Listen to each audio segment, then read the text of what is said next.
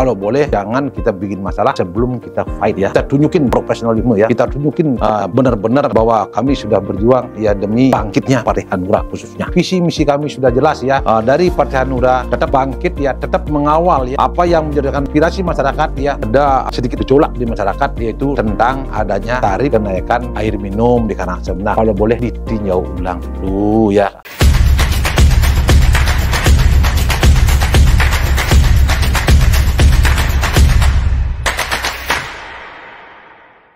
Kembali lagi di channel YouTube Hanura Bali Official. Kali ini kita akan berbincang-bincang juga mengenai persiapan pemilu 2024 dan bagaimana politisi atau kader-kader Hanura juga menghadapi pertarungan jelang pemilu 2024. Cuma ini ada hal yang menarik bahwa bersama kami sudah hadir seorang mantan jaksa. Ya, sekarang menjadi politisi, menjadi anggota legislatif, anggota DPRD Kabupaten Karangasem dari Partai Hanura yang juga Ketua DPC Hanura Karangasem, Bapak Wayan Budi. Bagaimana kabar Pak Wayan? Ya, saudara, baik-baik saja Bapak Wayan. Ini kelihatan sekali dari aura wibawa beliau seorang penegak hukum gitu. Ya, mungkin bisa cerita sedikit Pak Yan sebelum menjadi politisi Hanura atau menjadi anggota legislatif wakil rakyat. Kalau nggak salah Pak Yan seorang jaksa ya. Siap. Ya, benar ya. Mungkin bisa diceritakan dulu kiprahnya sebagai seorang jaksa dan kenapa dari jaksa sekarang menjadi politisi. Ini kan menjadi menarik juga begitu. Silakan Pak Yan. Ya, terima kasih Pak Wayan waktunya yang diberikan kepada saya.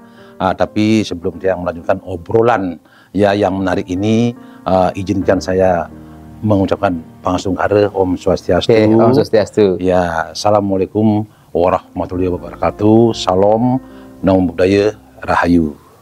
Nggih, sebelum saya melanjutkan kepada yang terhormat, yang saya hormati Bapak Ketua DPD, Bapak Sekjen, Bapak Bendum, dan beserta pengurus semua yang ada di PD yang saya hormati, dan juga ketua-ketua DPC ya seluruh Bali yang tiang hormati dan tiang banggakan.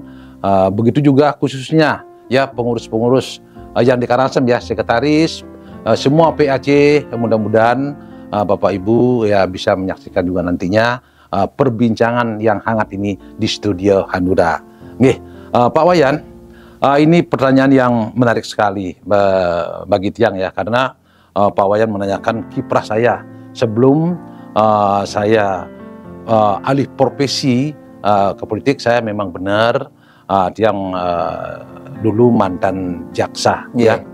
Saya masuk di kejaksaan awalnya dari 2008 ya.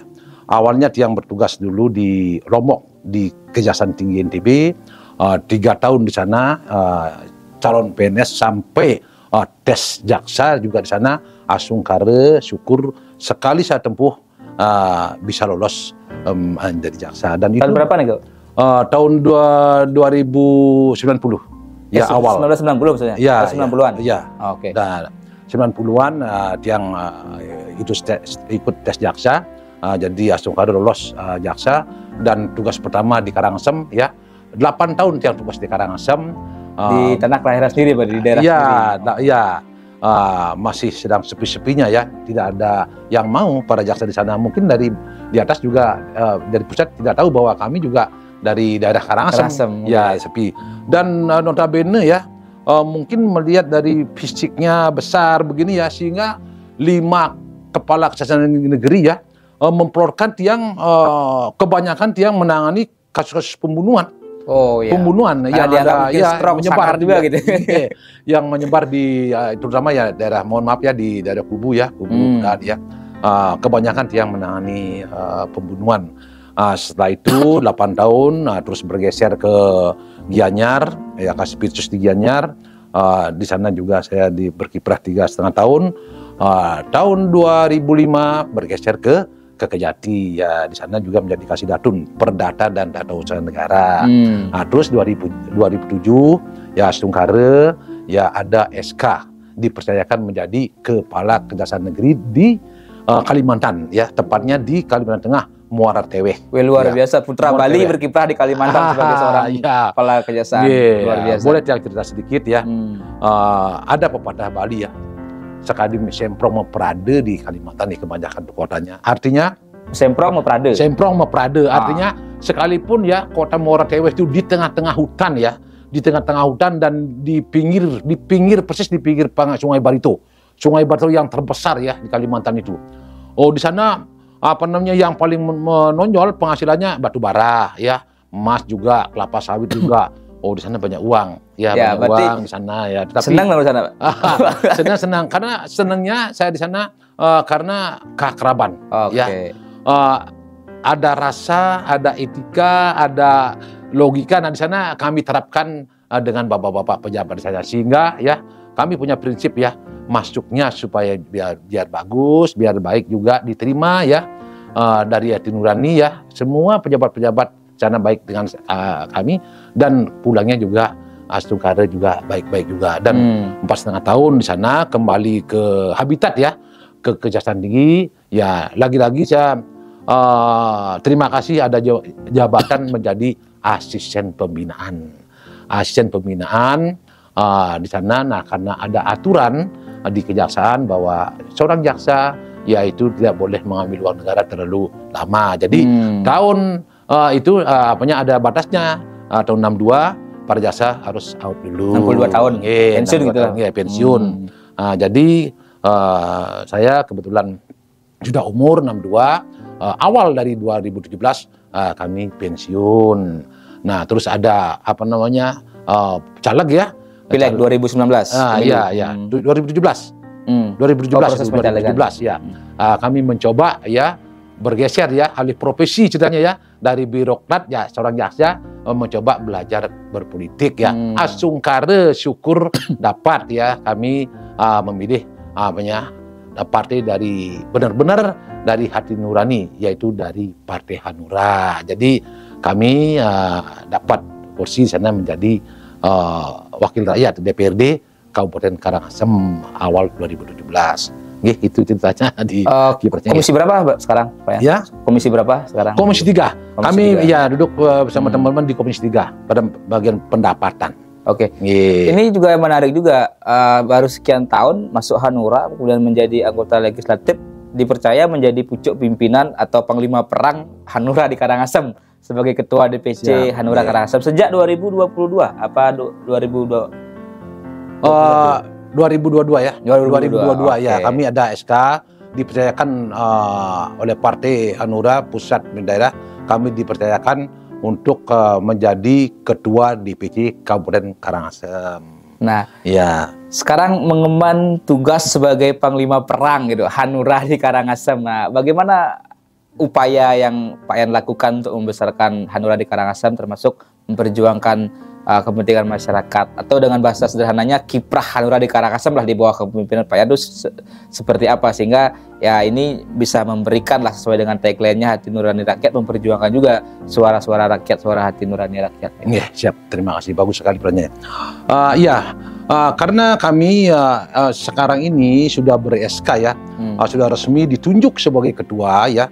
Ya bagaimanapun ruang lingkup ketua atau pemimpin itu ya, skupnya itu ya, tupoksinya itu sejauh mana. Nah, ini yang saya benar-benar dulu saya akan gali, saya akan pertanggungjawabkan, saya akan perjuangkan dulu. Seperti ya di era saya katakan ya, saya tidak akan menarik yang ketua yang di belakang ya. Kami waktu menjadi ketua ini kami berusaha ya untuk mengisi pos-pos per kecamatan, karena kan ketua kabupaten ya. Kami syukur sudah membuat PAC seluruh kecamatan sudah terisi sampai saat sekarang ya. Dan itu saya juga akan minta pertanggungjawabkan ya untuk ke depan ini ya, akan menyongsong ya pemilu serentak 2004 ini. Kami juga akan benar-benar minta supaya kerjasama dalam kebersamaan ya, bisa akan membawa visi dan misi sesuai dengan petunjuk arahan dari pimpinan pusat maupun di provinsi ya itu.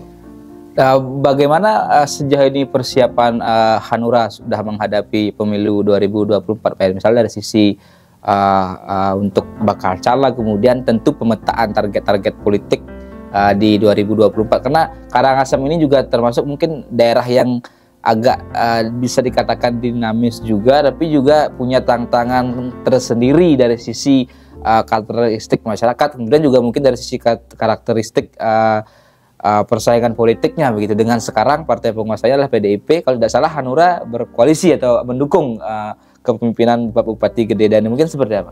Iya Pak, terima kasih Pak Noyan. Kami menyadari ya, khususnya kami bicara di Karangasem ya, perhelatan politik ya, kami benar-benar sudah kami rasakan ya. Kami sudah rasakan ya, mohon maaf ya, saya kan baru kemarin ya ikut terjun di politik ya.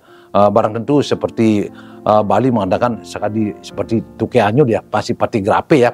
Tapi bagaimanapun ya, ketika saya dan ketika teman-teman berbicara masalah politik, semua akan bisa terjadi kan gitu ya. Semua akan bisa terjadi. Nah untuk itu kami sekalipun perhelatan politik di Karangasem semakin panas ya, ada intimidasi, ada provokasi, ya kami ya dari Partai Hanura ya, pengurus kami di Partai Hanura tidak akan menyerah sebelum kalah. Ya, kami sudah berjuang, kami bergerilya ya, jadi sesuai dengan petunjuk ya. Ya kami sudah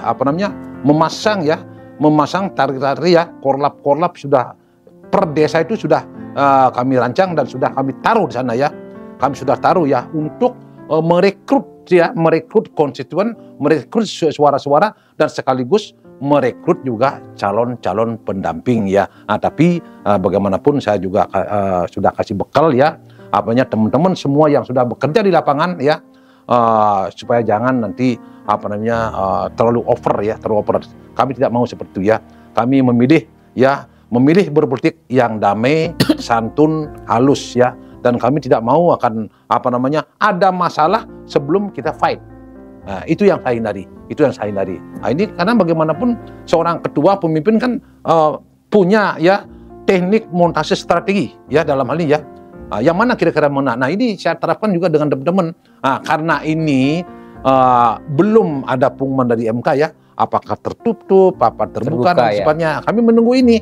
Kami menunggu. Begitu ada pengumuman, kami segera ya sudah ditantang ya. Dari tim kami sudah menantang untuk rapat segera menentukan arah sistem apa yang kita terapkan. Kita kan belum tahu ini tertutup bagaimana, terbuka bagaimana. Karena pasti strategi dan pendekatannya berbeda. Tapi kan intinya apapun yang terjadi, Hanura sudah siap kan begitu. Kami siap ya. Nah, perjuangan dan berjuang. Nah, ini kan sebenarnya menjadi hal yang menarik ketika kita bicara karakteristik kepemimpinan dengan background apa sebelumnya, misalnya apakah dia orang militer, apakah dia tadi seperti Pak Yan birokrat, seorang jaksa penegak hukum. Ini kan tentu terbawa karakteristik atau nilai-nilai yang unggul dari sebuah profesi yang dijalani ketika mengemban amanat sebagai pimpinan partai atau ketika switch profesi seperti Pak Yan bilang, ketika beralih begitu. Nah, apa yang mungkin nilai-nilai yang Pak Yan terapkan dalam konteks kepemimpinan ketika menjadi seorang jaksa, bahkan sempat menjadi kepala kejaksaan di Kalimantan sana, ketika memimpin partai, nilai-nilai apa juga yang Pak Yan tekankan kepada kader di bawah? Karena ada anggapan kan politik ini kotor ya, politik ini penuh intik, politik ini juga bisa ketika seorang menjadi anggota legislatif atau eksekutif, seorang politisi ya bisa juga berpotensi menyalahgunakan kewenangannya, korupsi dan sebagainya. Ini kan tugas jaksa nanti melakukan penuntutan ketika sudah masuk ke ranah persidangan. Nah, ini seperti apa nilai-nilai yang Pak Yan terapkan dalam memimpin Hanura ya? Ya, yang jelas ya, karena kami mantan orang birokrat kan gitu ya. Yang pertama-tama, kita kan harus sadari ya, tanpa saya langsung menyentuh masalah hukum, ya kita negara Indonesia kan negara hukum. Ya negara hukum ini, negara hukum ya. Jadi tidak terlepas ya, tidak boleh keluar konteks dari hukum. Nah untuk itu penekanan kami ya, bagaimana untuk mendukung penegakan hukum ya, dengan tujuan penegakan hukum kan kapasitasnya kan untuk mencari ya kepastian hukum ya, yang mana kita harus tunduk apapun nanti aturan-aturan yang sudah dikeluarkan ya.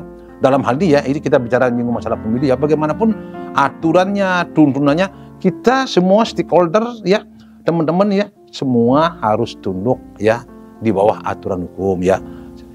Di bawah aturan hukum itu ya, tidak boleh lepas dari itu. Makanya seperti apa yang Tiang tadi katakan, bahwa saya minta dengan hormat kepada teman-teman ya, kalau boleh jangan kita bikin masalah sebelum kita fight ya. Ya kita tunjukin profesionalisme ya, kita tunjukin benar-benar bahwa kami sudah berjuang ya demi bangkitnya Partai Hanura khususnya. Oke. Gitu, Jadi penekannya bagaimana menjadi seorang politisi atau juga caleg, termasuk ketika sudah terpilih, integritas diri, bersih dari persoalan hukum itu harus dipertahankan. Iya, itu bersih dari ya, supaya terhindar ya dari politik-politik kotor ya, apa yang kita tidak harapkan lah, yang begitu-begitu ya, yang ilegal itu ya kita kalau boleh kita kesampingkan dulu ya. Oke, Ya. ini luar biasa, ini kayak tipe-tipe politisi yang lurus sekali ini Pak Wayan Budi ini.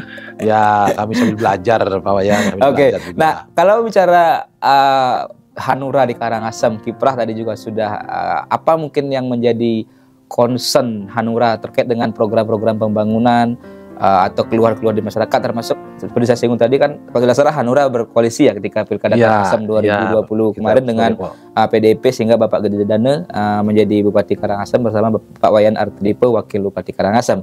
Tapi tentunya walaupun Hanura berada pada konteks koalisi, tapi kan tentu tetap punya catatan kritis atau mungkin ide gagasan yang disampaikan, termasuk mengakomodir keluhan-keluhan masyarakat. Apa mungkin yang berkembang di Karangasem? Terima kasih.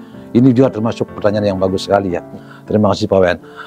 Ini begini, bagaimanapun untuk sementara waktu saya katakan ya, kami sebagai wakil rakyat di Karangasem, khususnya duduk di Komisi 3 ya, bagaimanapun yang pertama kami mendengar dulu ya, apa sih yang menjadi konsen aspirasi yang menonjol dari masyarakat. Nah ini yang perhatikan dulu. Nah kebetulan baru-baru ini ya, dari desa ke desa masuk ke kuping saya ini, ada apa namanya sedikit gejolak di masyarakat, yaitu tentang adanya tarif kenaikan air minum di Karangasem. Nah kebetulan dari ketua kami Komisi 3 ada dengar pendapat memanggil Direktur PDAM dan jajarannya, dengar pendapat. Ya kami waktu session tanya jawab ya, kami pertama mengajukan statement lah khususnya kepada Direktur PDAM ya.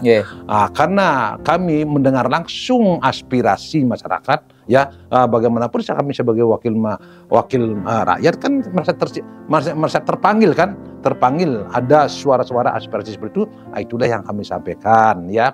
Kami tetap juga dulu juga menjaga kebersamaan ya, bersama-sama dalam kebersamaan, artinya semua stakeholder ya, kami wakil rakyat juga di jajaran direktur juga, eksekutif juga, itu kan untuk kepentingan rakyat semua ya. Semuanya untuk rakyat ya, kami semua punya itu. Untuk itu ya, kami juga sedikit menanyakan ya, apa sih kira-kira motivasi yang mendasar ya dari direktur ya, pokoknya sampai menaikkan tarif air ya, yang boleh dikatakan kesannya mendadak. Sekalipun saya tahu ya bahwa itu semua juknis ya, juklak itu semua memang benar seperti itu ya. Aturan gubernur, regulasinya gubernur, bupati dan lain sebagainya itu memang benar. Apalagi sesuai dengan keterangannya Pak Direktur ya, sudah mengundang Komisi 3, sudah mengundang MDA, sudah mengundang tokoh masyarakat. Itu sudah diundang. Kami percaya itu memang yakin seperti itu. Nah, tapi ingin kami mengorek sedikit ya, apa sih motivasinya kira-kira kok sampai ada keadaan overmah? Ya, overmah kalau juga secara signifikan hampir 80-90% kenaikannya. Iya, itu ya, karena ada gejolak itu. Apa sih motivasinya? Apa benar-benar dalam keadaan mendesak overmah kok sampai menaikkan begitu secara terkesan signifikan? Untuk itu ya kami juga, karena seperti apa yang sampaikan tadi, karena kami juga bersama-sama merasa memiliki semua rakyat ya, masyarakat di Karangasem khususnya dalam memiliki, kalau boleh ditinjau ulang dulu ya, kalau boleh. Tapi kalau memang sudah itu memang aturan regulasi seperti itu ya,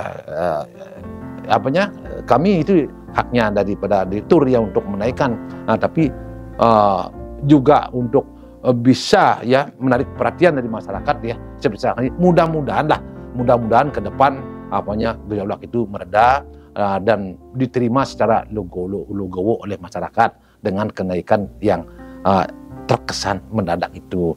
Saya mintanya boleh nggak ditinjau kembali gitu aja. Oke. Karena kami Ya. itu yang Jadi sebenarnya kan ini ada argumentasi sudah sesuai regulasi, tapi juga kan belum tentu sesuai dengan kondisi masyarakat atau harapan masyarakat. Nah ini jadi dua aspek ini, aspek regulasi harus disesuaikan juga dengan aspek aspirasi dan aspek kondisi masyarakat, apalagi mungkin masih terdampak pandemi kan begitu Pak? Iya, ya karena ya Pak Wayan kan juga tahu ya, semua daerah-daerah menyangkan desa Kalepatre dalam hal ini kan lain ya. Jadi penghasilannya jangan kita melihat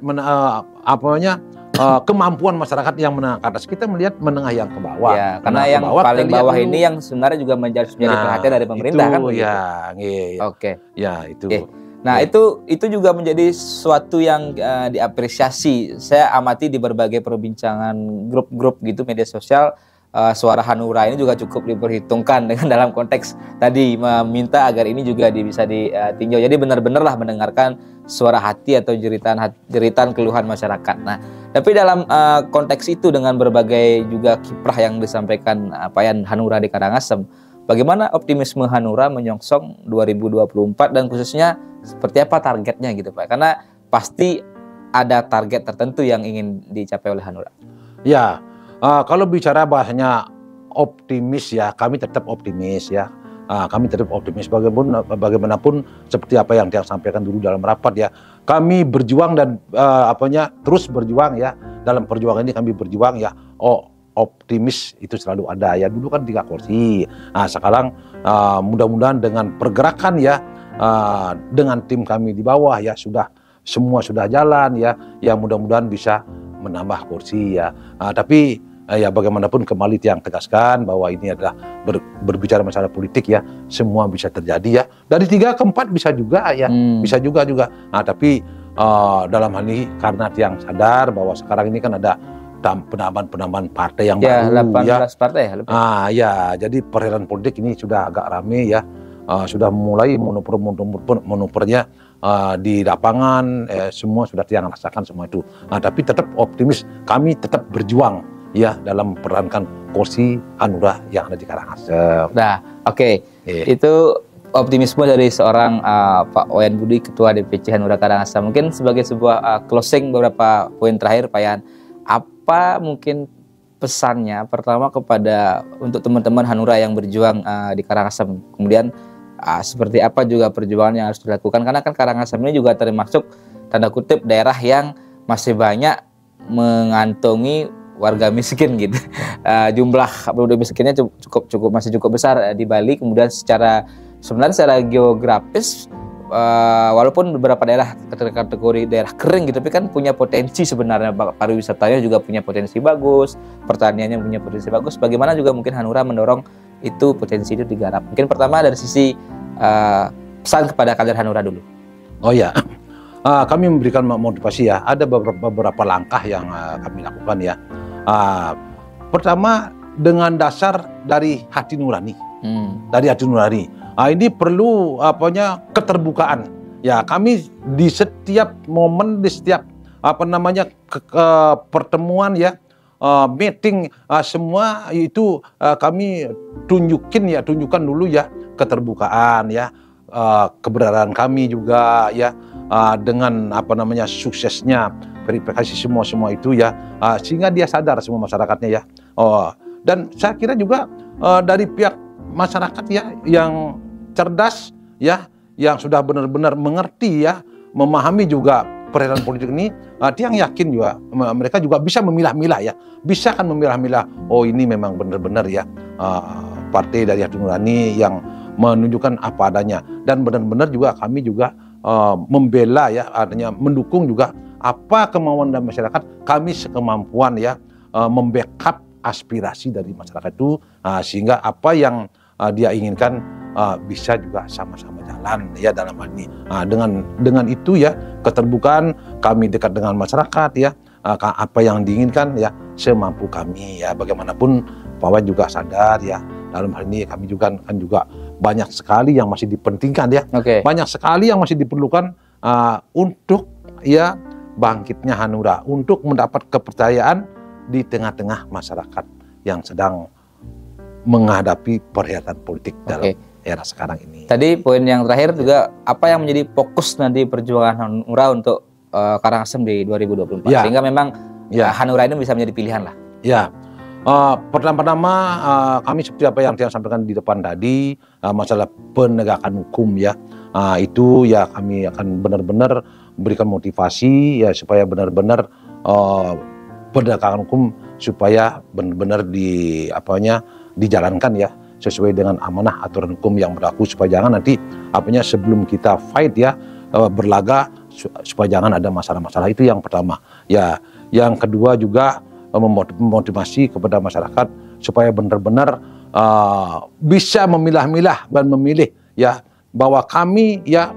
sudah berada di tengah-tengah masyarakat ya, supaya benar-benar dari hati ke hati ya, dari hati nurani, bahwa visi dan misi kami ya, program-program semua yang sudah dipaparkan oleh Hanura itu ya sudah benar-benar terbuktinya, sehingga apa yang kami sampaikan ya bisa ngecun semua ya, bisa artinya tidak artinya minggir ya, tidak bisa juga tidak artinya tidak sesuai dengan apa yang kita bicarakan. Jadi apa yang menjadi aspirasi masyarakat bisa yang penuhi ya, bisa yang penuhi terutama di daerah Karangasem. Oke.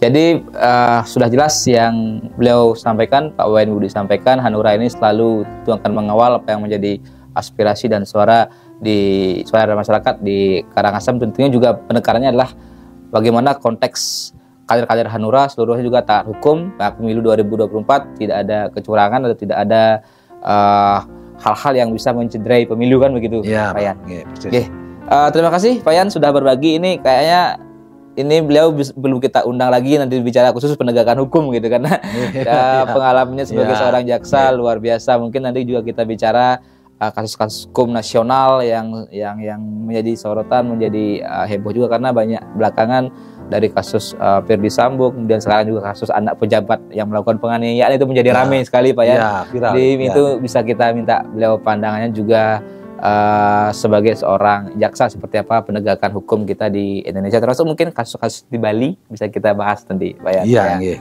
Oke, sukses Pak Yan. Oh, sebentar, kami lagi sedikit. Oh, ada lagi ya, silakan. Ya, Tiang minta secara pribadi ya, dari semua ya apa yang Tiang sampaikan kepada masyarakat kami di Karangasem ya, sudah Tiang jelaskan ya, visi misi kami sudah jelas ya, dari Partai Hanura tetap bangkit ya, tetap mengawal apa yang menjadikan aspirasi masyarakat ya. Mudah-mudahan kami ke depan bisa terlaksana dan bisa bergabung untuk itu kepada teman-teman masyarakat kami yang ada di Karangasem yang tercinta. Mari bergabung bersama kami di Hanura, karena sudah jelas apa yang merupakan visi misi program kami sudah jelas untuk pendampingan untuk membela hak-hak dari masyarakat pada umumnya di Karangasem. Nggih, sekian Pak Wayan. Nggih, siap. Luar biasa, terima kasih penegasan beliau. Intinya Hanura tetap bersama rakyat, tetap memperjuangkan apa yang menjadi hak-hak kepentingan rakyat, dan tentu maju bersama Hanura di 2024. Siap. Nggih. Semua Pak Yan, kita akan sambung di kesempatan berikutnya, dan ikuti terus update-update dari channel YouTube Hanura Bali Official. Terima kasih.